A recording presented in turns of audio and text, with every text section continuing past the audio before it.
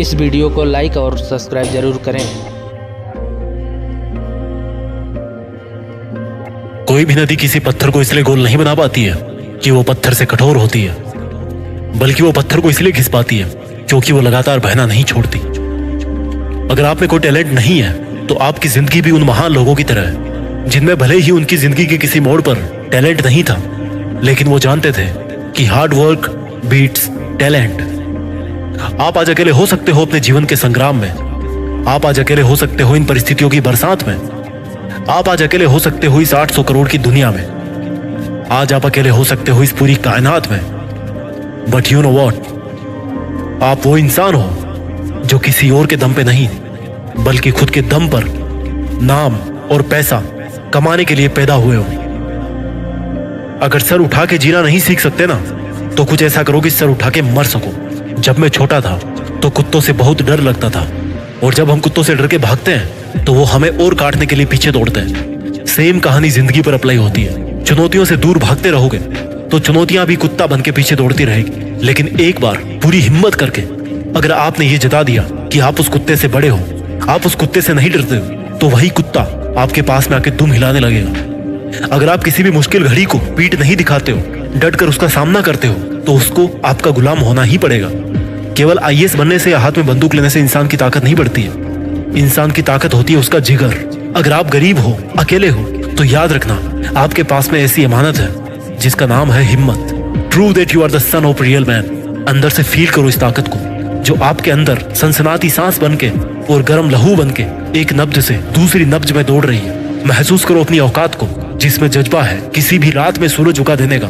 आपको कई किलोमीटर का सफर तय करने के लिए हजारों कदम चलने की जरूरत नहीं है। आपको केवल आज एक कदम चलने की आवश्यकता है। Only a single step. उसके बाद में एक और सिंगल स्टेप, फिर एक सिंगल स्टेप, फिर एक कदम, फिर एक कदम, फिर एक कदम और फिर एक कदम। लड़खड़ाते रहना लेकिन आगे बढ़ते रहना। कौन जाने कि ये लड़खड़ाते हुए कदम आपकी जिंदगी की सफलताओं का स्तंभ बन जाए और इस दुनिया के सामने एक ऐसी विजय मशाल बन के आए जिसको कोई ना बुझा पाए। आपके परिचय के लिए शब्द ना बोलना पड़े, वो मशाल खुद एक परिचय हो आपके उस गौरवशाली इतिहास का। आपको अपने इस जीवन के सफर में बहुत से ऐसे लोग मिलेंगे जिनमें से कुछ आपका साथ देना चाहेंगे तो कुछ आपको रोकना चाहेंगे, कुछ आपको सफल होता हुआ देखना चाहेंगे और कुछ आपको गिरता हुआ देखना चाहेंगे। जिसको जैसा करना होगा वो करता रहेगा। But once you are in the battle field of life, you are just a warrior, and a warrior himself is responsible for his actions and consequences.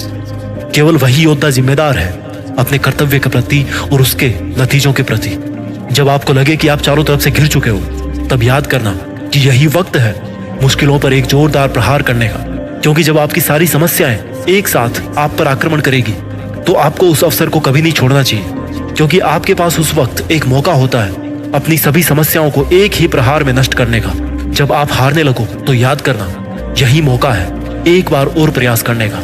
जब आप गिरने लगो तो याद करना कि यही मौका है एक बार और उठने का। मैं जिंदगी जीने वाले हर इंसान को एक योद्धा कहूंगा, और जिंदगी के इस युद्ध में आप अपनी मुश्किलों के सामने जितने क्रूर बनोगे उतनी जल्दी विजय पर आपका हक होगा। शिकार और जिंदगी की कश्मकश में ज्यादा फर्क नहीं है। अगर हमने चुनौतियों को नष्ट नहीं किया तो चुनौतियां हमें नष्ट कर देगी। जो पहले जिसको हराएगा वही विजेता बन जाएगा। और यही युद्ध का भी पहला और आखिरी नियम है, प्लान योर लाइफ।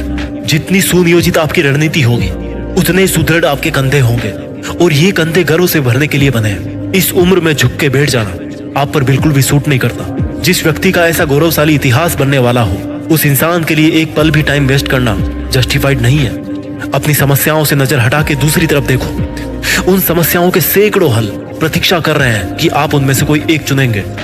अरे मैं तो भाग्यशाली कहूंगा उस इंसान को जिसने इतनी कम उम्र में दुनिया के इतने रंग देख लिए कि उसके सामने अब सब दूध का दूध और पानी का पानी नजर आ रहा है। जब जब आप उस मुश्किलों भरी अंधेरी सुरंग से गुजर रहे होते हैं, तब तब उस सुरंग के दूसरी तरफ एक श्वेत आकाशगंगा आपकी प्रतीक्षा कर रही होती है। समस्याओं की सुरंग के उस दूसरे छोर पर आपको उन सुनहरे सितारों से भरी वो चमक दिखेगी जो आपकी पूरी थकान को एक ही पल में नष्ट कर देगी। वहां पहुंचकर सबसे पहला विचार आपके मन में यही आएगा कि साली ये सुरंग थी तो बहुत काली, पर मैंने इसको पार करके दिखाया। और यहीं पर निकल के आएगी आपकी असली इंसानियत, वो इंसानियत जो अगर चाहे तो इस कायनात की हर बारीकी को और विशालता को झुकने के लिए विवश कर दे। आपको इस दुनिया का हीरो बनने की बजाय अपनी खुद की लाइफ का हीरो बनने की आवश्यकता है। रिवाज उल्टा है इस कायनात का। जितना खुद को बनाने में व्यस्त रहोगे उतने खुश रहोगे और उतने आगे बढ़ते रहोगे।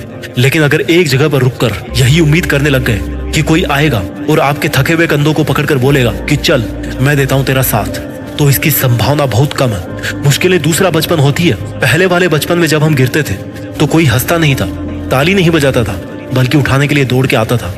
लेकिन इस वाले बचपन में जब तुम गिरोगे तो उठना भी तुम्हें खुद ही पड़ेगा, क्योंकि उस वक्त लोग तो बहुत होंगे तुम्हारे चारों तरफ, पर कोई हंस रहा होगा, कोई खुश हो रहा होगा और किसी को तो आपसे कोई मतलब भी नहीं होगा और कोई अपनी खुद की ही चिंता कर रहा होगा। इसलिए अगर असली इंसान हो तो अकेले ही मुश्किलों के समंदर को पार करना सीखिए।